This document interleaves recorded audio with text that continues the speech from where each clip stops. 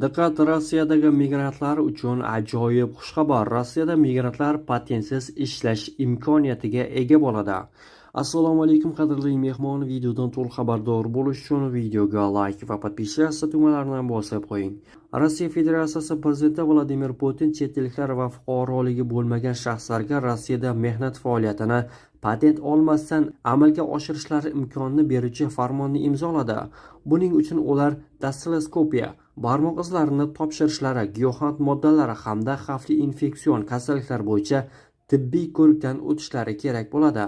Rasmiy huquqiy axborot internet portalida e'lon qilingan hujjatda belgilanishicha, chet el fuqarolari va fuqaroligi bo'lmagan shaxslar Rossiya Federatsiyasi Ichki ishlar vazirligining hududiy organida barmoq izlari orqali shaxsni identifikatsiya qilish jarayonidan o'tsa, ish ruxsatnomasi yoki patent olmasdan mehnat faoliyatini amalga oshirish huquqiga ega bo'ladi.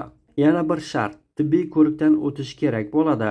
Unda giyohvand moddasi yoki psixotrop moddalarni shifokor retseptsiz iste'mol qilish, shuningdek, yangi turdagi xavfli psixoaktiv moddalar yoki atrofdagilar uchun xavf tug'diruvchi yuqumli kasalliklar bor-yo'qligi tekshiriladi. Mazkur farmonga ko'ra, bunday kasalliklar qatoriga xususan OIV ham kiritilgan.